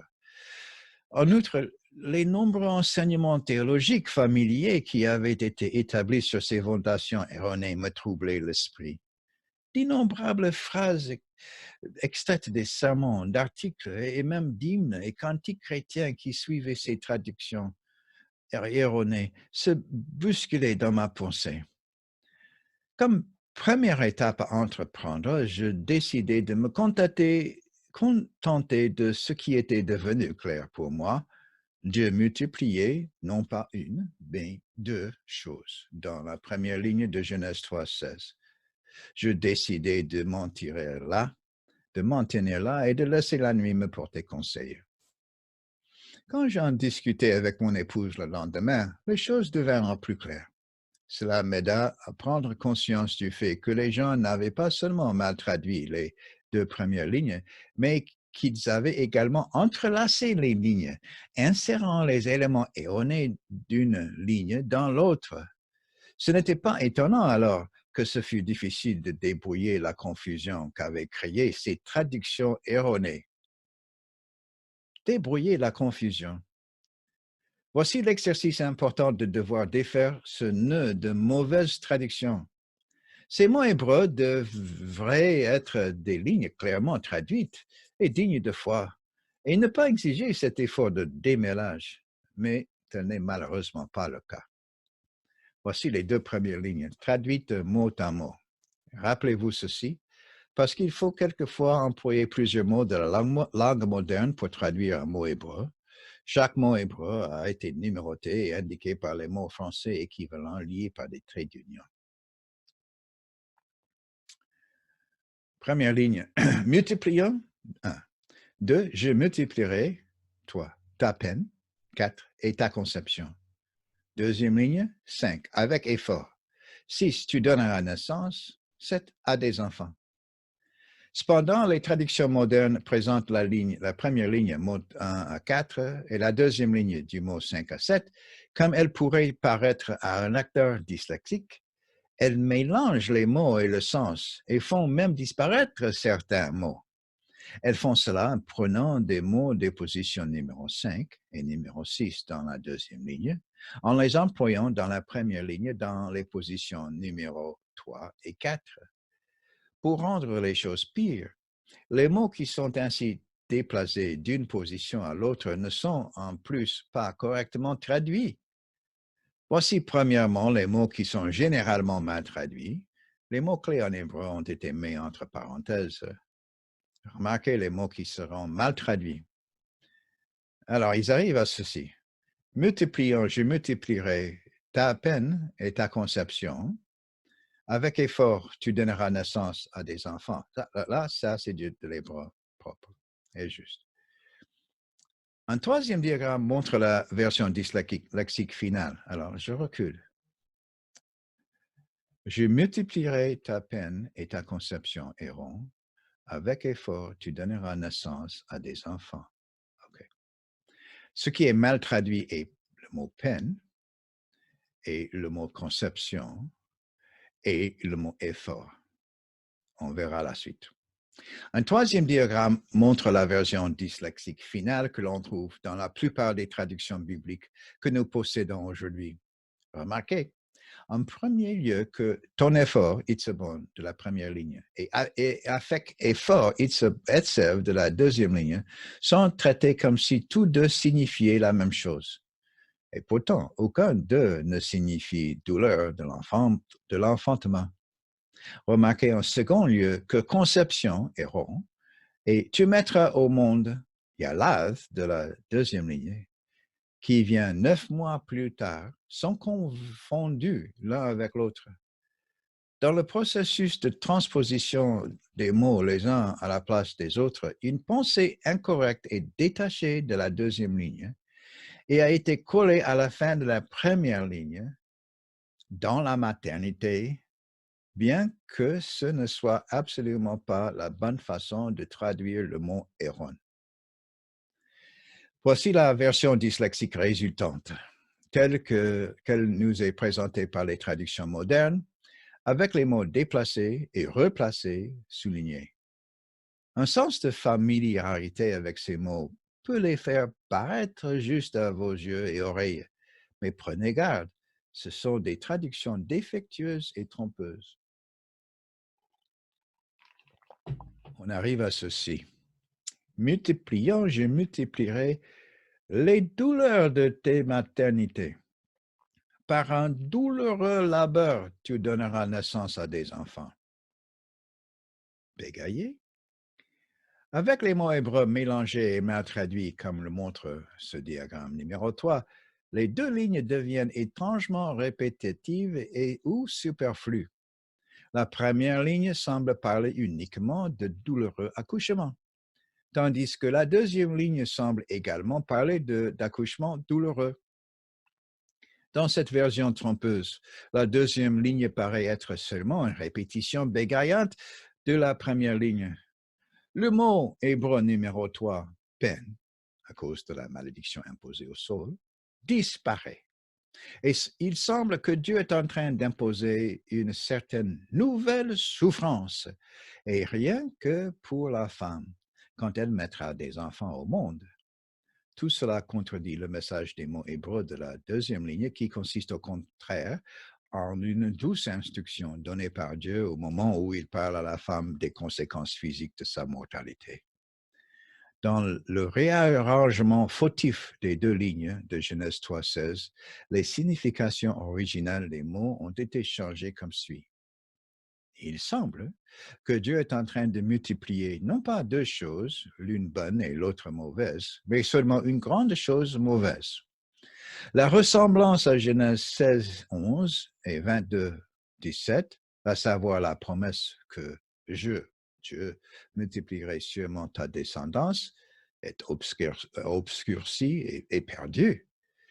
Le chaînon et sa connexion de conception avec la promesse d'un libérateur au verset 15 dans le protévangile est perdu.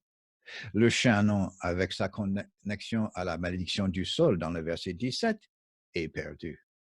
La signification de Itzebon est obscurcie et confuse. Itzebon acquiert la signification de douleur au lieu de garder la signification unique de peine à cause de la malédiction imposée au sol par Dieu. Etsev acquiert la signification de douleur au lieu d'effort. De la deuxième ligne, le verbe tu mettras au monde des enfants est emprunté et reformé en un nom et placé dans la première ligne. Cela fait qu'Itzebon est appliqué par erreur à la naissance des enfants au lieu d'être appliqué au sol. Une préposition a été inventée pour adoucir les changements introduits dans le texte, le faisant paraître plus raisonnable. Elle remplace un pronom. Le mot ta conception devient donc dans l'accouchement. Ce mélange trompeur des mots par les traductions modernes rappelle étrangement le passage de Genèse 3, 1 à 5, où le serpent réarrangea astucieusement l'ordre des mots du commandement donné par Dieu dans Genèse 2, 16 à 17, et où il bouleversa totalement le sens des paroles de Dieu. Attribuer correctement les responsabilités. Dans la première ligne de Genèse 3,16, Dieu dit clairement à la femme qu'il va agir et faire en sorte que deux choses surviennent. Dans les lignes 2 à 4, Dieu n'agit pas davantage. Il explique à la femme ce qui se passera maintenant qu'elle a un corps mortel et un mari pécheur. Dans les lignes 2 à 4, Dieu n'agit pas davantage. Dans la première ligne, Dieu est l'agent qui agit. Je mettrai. Dans les lignes 2 à 4, Dieu apprend simplement à la femme ce qu'elle expérimentera à cause des conséquences de son péché. Dans Genèse 3,16, Dieu est responsable des changements annoncés dans la première ligne. Le péché et la mort sont à la base des changements que Dieu explique dans les lignes 2 à 4. Les mots hébreux numéro 6 et numéro 7. Dans la seconde partie de la ligne 2, Dieu emploie le verbe hébreu yalad, mot numéro 6, pour décrire l'acte qui consiste à donner naissance à des enfants. Ce même mot, yalad, est employé dans les listes généalogiques.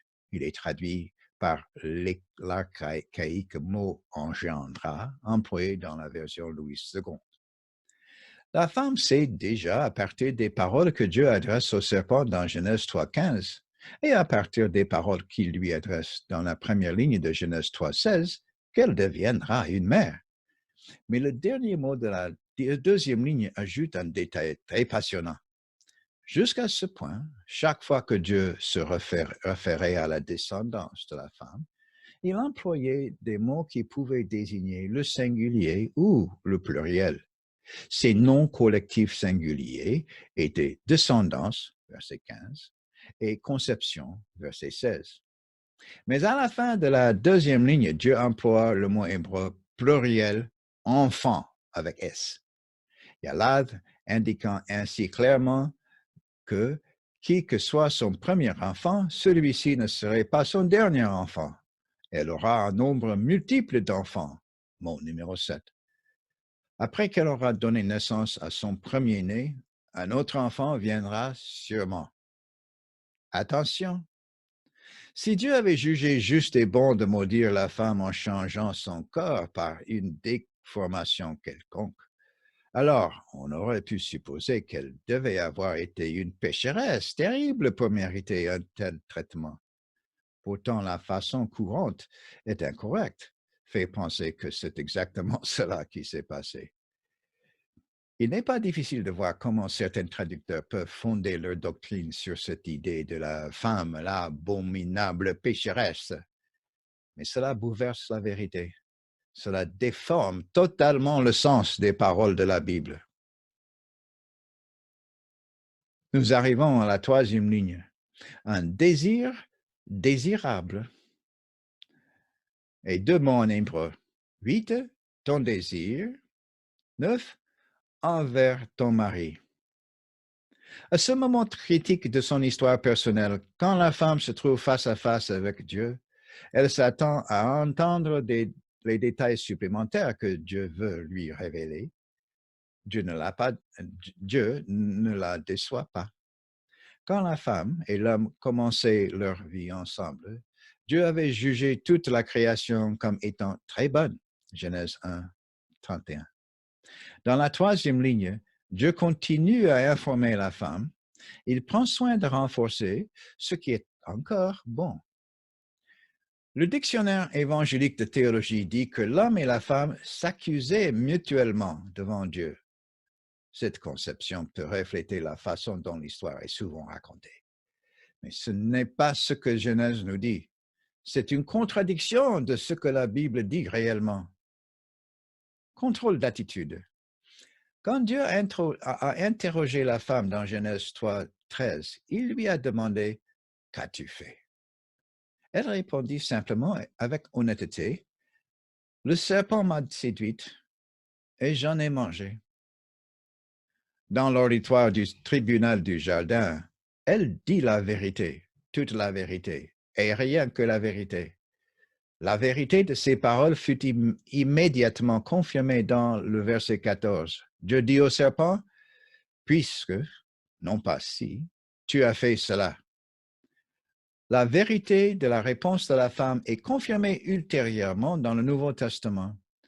Dans 2 Corinthiens 11, 3, Paul parle à tous les chrétiens quand il se réfère à Genèse 3 en disant « Le serpent séduisit Ève par sa ruse ». Dans 1 Timothée, Paul se compare, 1.13, à d'autres serviteurs qui s'étaient écartés de la vérité, de 8 à 12, quand il écrit dans 2.14, c'est la femme qui, séduite, s'est rendue coupable de la transgression. La femme a d'abord été séduite, ensuite elle a péché.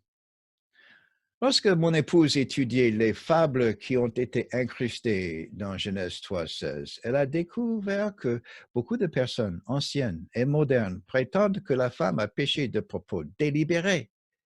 Ces personnes étaient non seulement dans l'erreur à ce sujet, mais elles prétendaient aussi que la femme Ève avait péché plus d'une fois, de manière supplémentaire.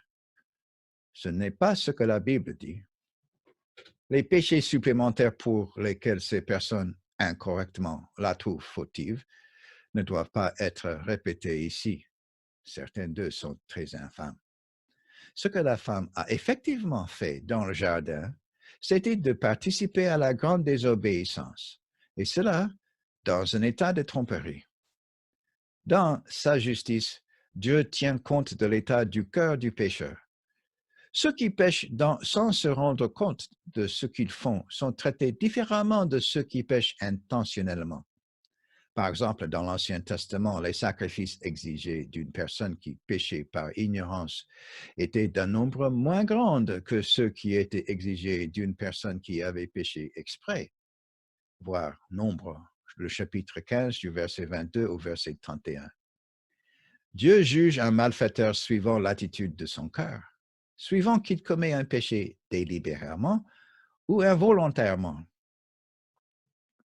Dans sa désobéissance, la femme avait été trompée et amenée à manger du fruit de l'arbre défendu. Elle ne l'a pas mangé dans une attitude de révolte ouverte contre Dieu. Dans son cœur, elle pécha sans préméditation. Mot hébreu numéro 6 et numéro 7. Dans la ligne 3, Dieu aide la femme à faire un contrôle de la réalité de son cœur. Dieu lui confirme le désir qu'elle éprouve dans son cœur envers son mari. Cela est une bonne chose que les deux éprouvaient ensemble dans le jardin. Verset 2, 25. Avant et après la chute. Quand Dieu a créé la femme, l'homme en était clairement transporté de joie. Il a éclaté en un chant poétique. 2, 24. Dans tout ce que l'homme et la femme faisaient ensemble dans le jardin avant de désobéir à Dieu, ils n'avaient point honte. 2, 25. À un moment donné, le serpent est venu. Il a séduit la femme et l'a amenée à manger du fruit de l'arbre interdit. Et ce qu'elle a admis, 3.13. Quand elle a partagé le fruit interdit avec l'homme, c'était dans un état d'erreur, et non en tant que l'aide de Satan. Quand Dieu a parlé à la femme dans la 3e ligne, son désir est toujours pour son mari. Son cœur se porte encore vers son mari. Et Dieu le dit effectivement. La 3e ligne dit cela sans employer de verbe. Il est propre d'insérer dans la traduction de cette phrase le verbe « et » pour indiquer l'état de son être. Le désir qu'elle éprouve pour son mari est toujours comme avant.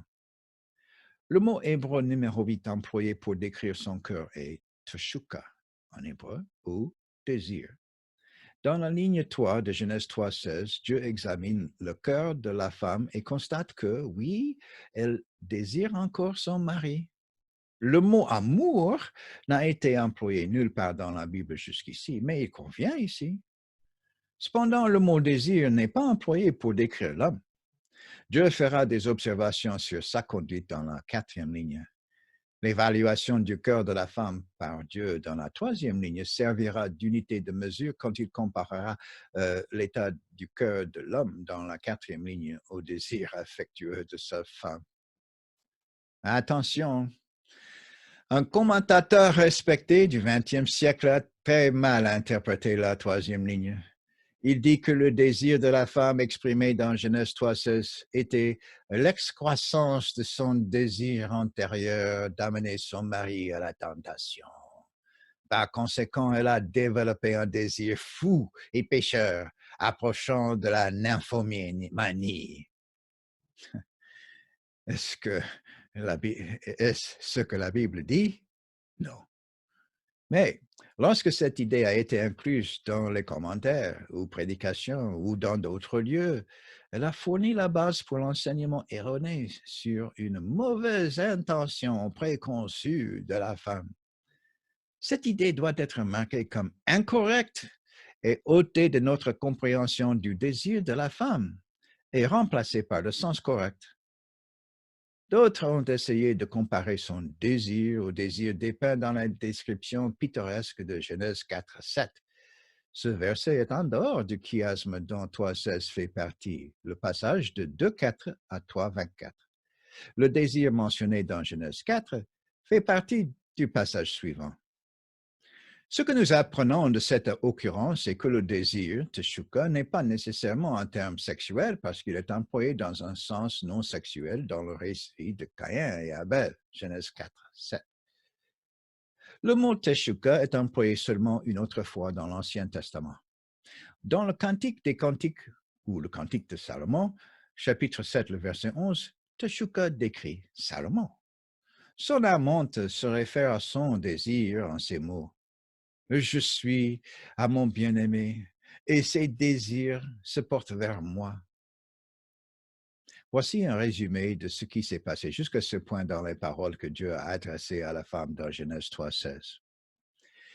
Le serpent et l'homme, en pleine rébellion, défient consciemment Dieu. Les paroles que Dieu leur adresse à chacun d'eux suivent le même schéma. La femme pêche après avoir été trompée et séduite par le serpent tentateur, que Christ appellera plus tard le père du mensonge, du mensonge. Dieu ne parle pas à la femme de la même manière qu'il parle aux deux autres personnages. Dieu ne dit pas à la femme, puisque tu as, comme il le fait pour les deux autres personnages. Dieu ne prononce pas de malédiction, erreur en hébreu, sur la femme, comme il le fait avec les deux autres personnages. Dieu ne maudit pas le corps de la femme, comme il maudit le corps du serpent. Dieu ne maudit aucune chose à cause d'elle, comme il maudira la terre à cause de l'homme. Dieu parle à la femme de la peine qu'elle expérimentera comme l'homme quand ils travailleront tous les deux, tous deux, sur le sol maudit.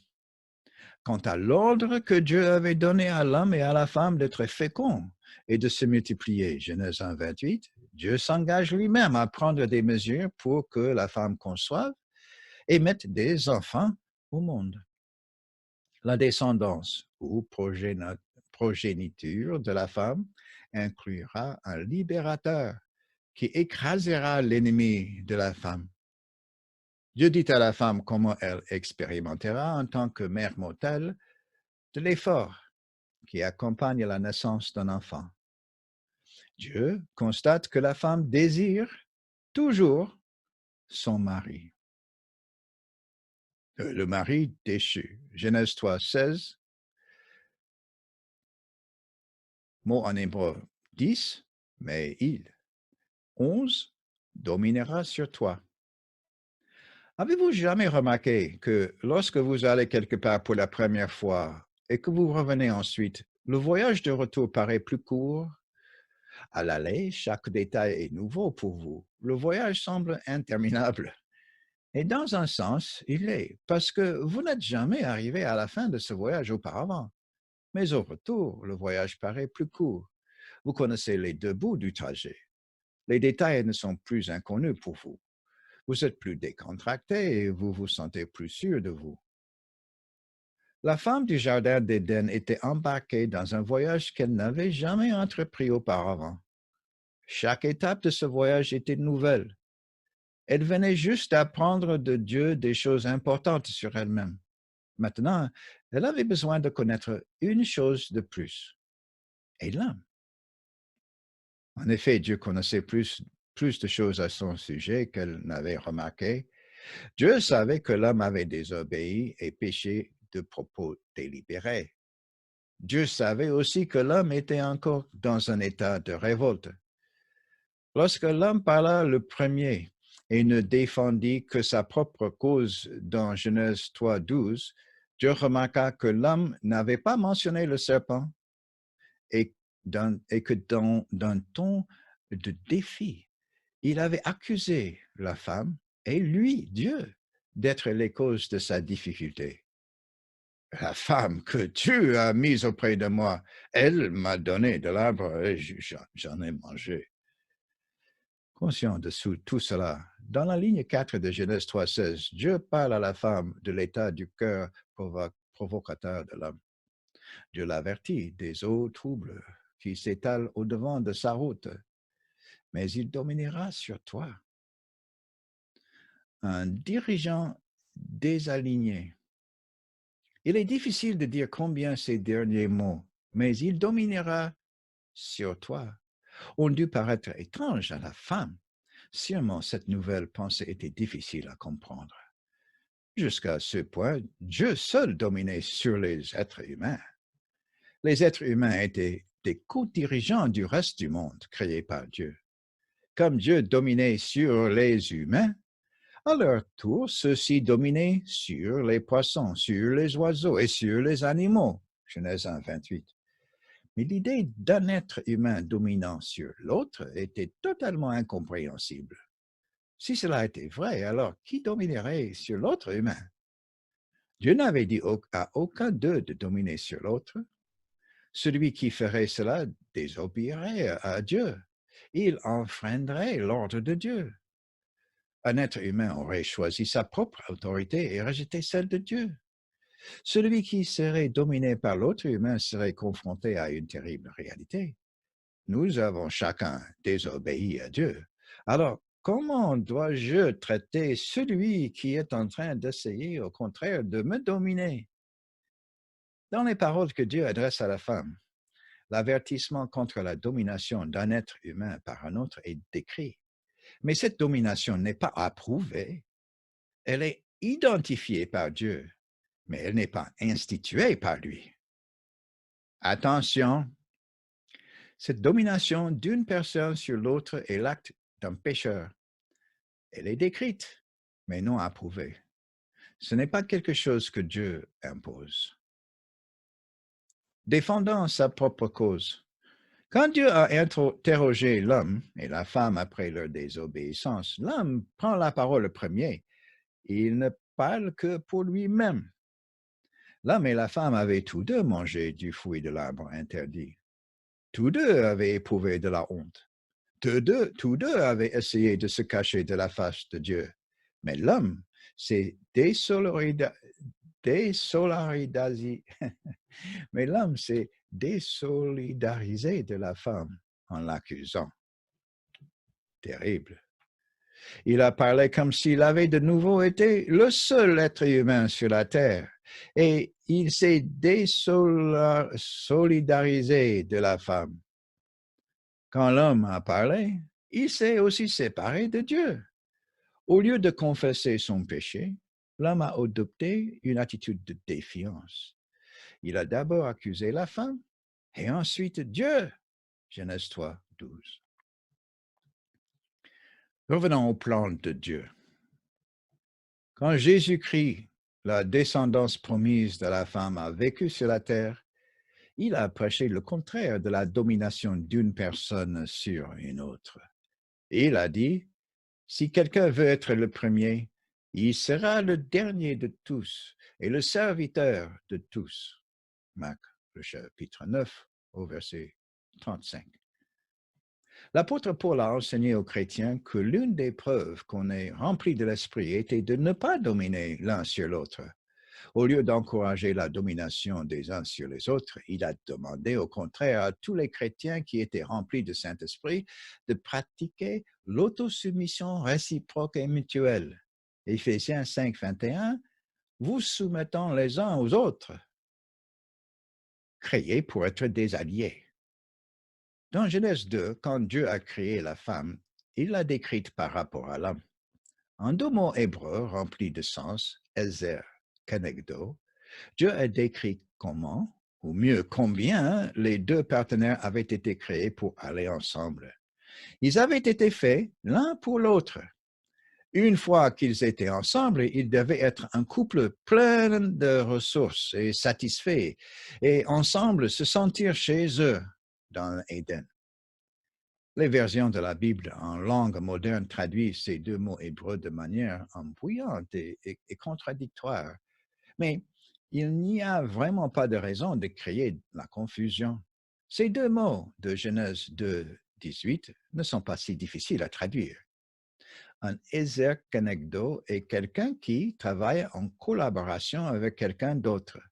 Tous deux travaillent ensemble et ils s'aident mutuellement en partageant leurs forces. Pour ce qui concerne le mot ezer, la plupart du temps où il est employé dans la Bible, il est employé pour décrire Dieu. Dans Deutéronome, le chapitre 33 au verset 7, Dieu est l'Ézer de Juda. La Bible Louis II, dans son édition révisée de 1993, traduit le mot hébreu Ézer comme signifié « que tu lui sois en aide contre ses ennemis ». Il est l'Ézer qui aide avec sa force supérieure.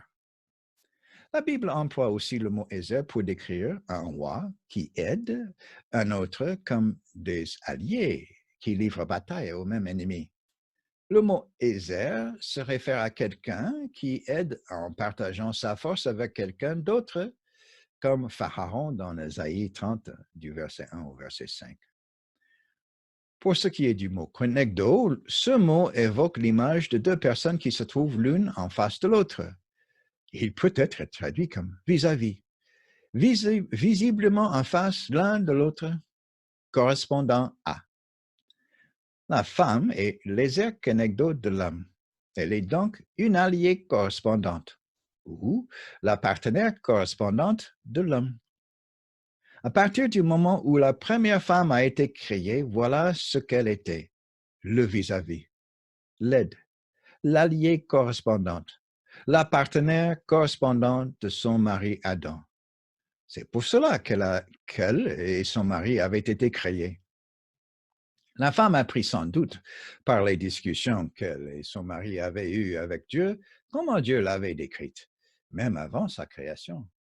Elle comprenait que Dieu avait eu l'intention de les créer tous les deux et comment il les avait créés. Sa compréhension était correcte et n'avait pas besoin d'être modifiée. Ils avaient été créés pour être des partenaires et des alliés. Hérésie médiévale. Quand mon épouse et moi faisions nos études à Strasbourg, en France, j'eus l'occasion d'accéder à une vieille copie de la traduction de la Bible en français par Jean Calvin. Cette Bible était très différente des Bibles modernes dans la façon dont ces pages étaient présentées. Les versets n'étaient pas numérotés. Par contre, dans les marges des côtés gauche et droite, il y avait des lettres A, B, C et D pour mettre chaque quart de la page en relief. Je lus aussi une copie des commentaires de Calvin. Je vis que Calvin avait mal interprété le mot allié ou aide, Ezer, dans Genèse 2, 18. Comment avait-il pu faire cela? Calvin était de la première génération des réformateurs des fausses doctrines et pratiques qui s'étaient accrues au travers des siècles dans l'Église médiévale passée. Il était parvenu à traiter de beaucoup de choses qu'il rectifia, mais pas tout. Les théologiens catholiques romains de son époque fonctionnaient dans une église hiérarchique. Ces théologiens soutenaient l'idée incorrecte que la femme avait été créée pour être subordonnée à l'homme, qu'elle avait été créée pour être la partenaire subalterne de l'homme. J'étais étonné de lire le commentaire que Calvin faisait de 2.18. Il décrivait la femme comme étant une aide cuisinière. Aide cuisinière? La compréhension incorrecte que Calvin avait du sens du mot hébreu Ezer fut transmise à ses adeptes. Par conséquent, cette erreur fondamentale donna une fausse tendance à une grande partie du reste de la théologie qu'il écrivit. Cette théologie incorrecte persiste parmi des adhérents jusqu'à ce jour. D'après Genèse 2, 18, correctement compris, la femme n'était pas la partenaire subalterne de l'homme, ni son adjointe. Elle avait été créée pour être l'allié de l'homme, quelqu'un qui lui correspondait. L'Éternel Dieu dit, « Il n'est pas bon que l'homme soit seul, je lui ferai une alliée, Ezer ou aide, correspondant à lui, Kenegdo ou vis-à-vis. » Dans Genèse 3.15, Dieu décrivit le conflit qui opposait la femme au serpent et y mit son cachet d'approbation. Cela faisait partie du bon plan de Dieu. Il combinerait en la défaite du tentateur, le serpent. Mot hébreu numéro 10, mais il. Quant à la révélation, à la relation affectueuse de la femme avec l'homme, Dieu n'y introduit pas de changement et n'approuve pas de nouvel arrangement entre les deux partenaires. Mais, en ligne 4 de Genèse 3.16, il avertit la femme en signalant que l'homme a changé. Au travers des âges, la force, la pureté, l'amour et la justice de Dieu ont été oubliés. Séparément du vrai Dieu, les humains créent des dieux et des esprits qui sont corrompus. Ceux-ci sont représentés comme ayant tous les défauts que les humains pécheurs voient en eux-mêmes, parce que des êtres humains déchus ne peuvent rien imaginer plus élevé qu'eux-mêmes. De la même manière, les gens qui jettent un regard en arrière, en étant en dehors d'Éden, éprouvant des difficultés à imaginer un vrai bon portrait d'époux sans péché, communiquant harmonieusement l'un avec l'autre. C'est l'une des raisons pour lesquelles les premiers chapitres de Genèse sont si importants. Ils vont au-delà de nos imaginations déchues et nous introduisent à la vie telle qu'elle était dans Éden. et à ce que Dieu nous avait destiné à être. Ces premiers chapitres nous disent comment nous étions censés être en tant qu'individus dans notre relation avec Dieu et en tant qu'individu dans notre relation avec notre conjoint ou conjointe.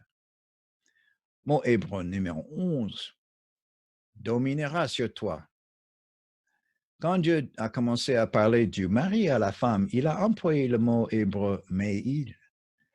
Le mot hébreu numéro 11, dominera sur toi, décrit l'homme qui traite la femme très différemment de la façon dont Dieu les avait créés pour échanger leur vie l'un avec l'autre. D'après Genèse 1 à 2, les deux humains formaient le couple parfait. Ils étaient faits l'un pour l'autre. Dieu, l'autorité première et suprême, avait délégué de l'autorité à tous les deux en tant que co-dirigeants sur les animaux et l'environnement. Dans Genèse 1, 26, se référant à la fois à l'homme et à la femme, Dieu avait dit, « Faisons l'homme à notre image selon notre ressemblance, qu'il domine sur les poissons de la mer, sur les oiseaux du ciel, sur le bétail, sur toute la terre et sur tous les reptiles qui rampent sur toute la terre. » Le verbe hébreu signifiant dominer, rada, employé dans Genèse 1, 26, et de nouveau dans Genèse 1, 28, est attribué à l'homme et à la femme comme leur tâche appropriée.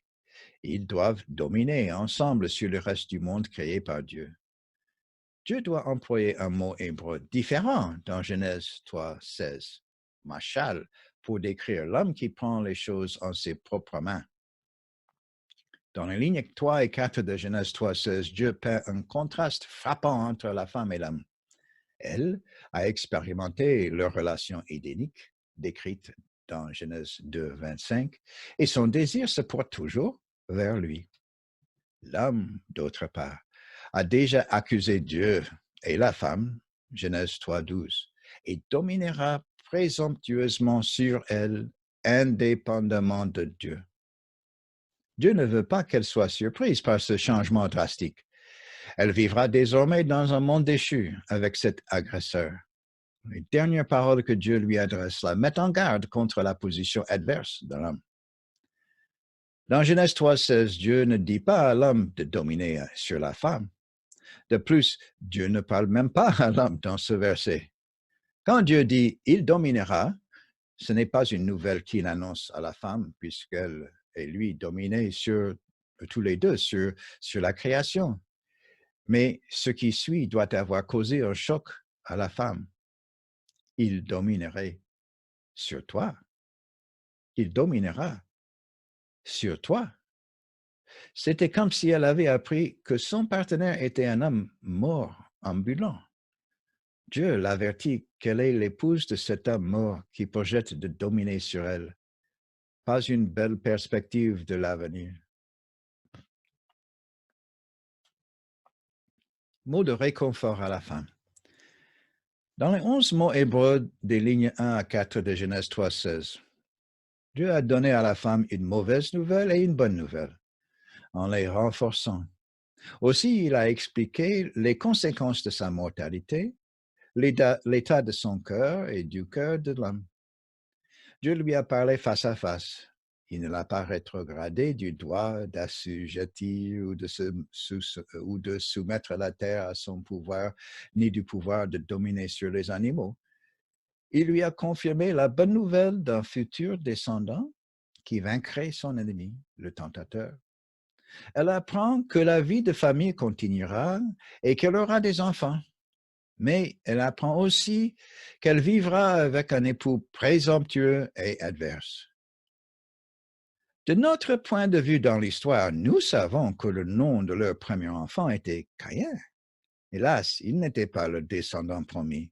Il n'a pas poursuivi le serpent et ne l'a pas écrasé. Il a copié l'attitude du cœur de son père. Et Caïn lui-même est devenu un pécheur monstrueux. Les enfants d'Ève, nous pouvons choisir d'être les enfants du défiant Adam, ou nous pouvons choisir de ressembler à Ève. Durant l'Exode, Dieu a symboliquement combiné les événements du Jardin d'Éden et la mort future de Christ sur la croix. Et il en a fait une leçon et un exemple de foi qui sauve. Nombre 21, du verset 4 au verset 9. Pour apprendre aux Israélites à ne plus pécher et à regarder à lui par la foi, Dieu envoya des serpents venimeux parmi le peuple rebelle. Par Moïse, il fit placer un serpent d'airain sur une perche et la fit élever. Quiconque obéissait à Dieu et regardait ce serpent d'airain était sauvé de la mort due à la morsure de serpent par la foi. Plus tard, Jésus a expliqué que le serpent élevé sur la perche symbolisait sa mort sur la croix pour nos péchés. Toute personne de notre génération qui, par la foi, regarde à Jésus pour être sauvé de la mort est aussi sauvée. Sur la croix, Jésus a acquis la victoire sur le serpent qui fait éclater la désobéissance par laquelle il causa la mort de toute l'humanité. Genèse 3, du verset 14 au verset 16, nous dit « Et quand Moïse éleva le serpent dans le désert, il faut de même que le Fils de l'homme soit élevé, afin que quiconque croit en lui ait la vie éternelle.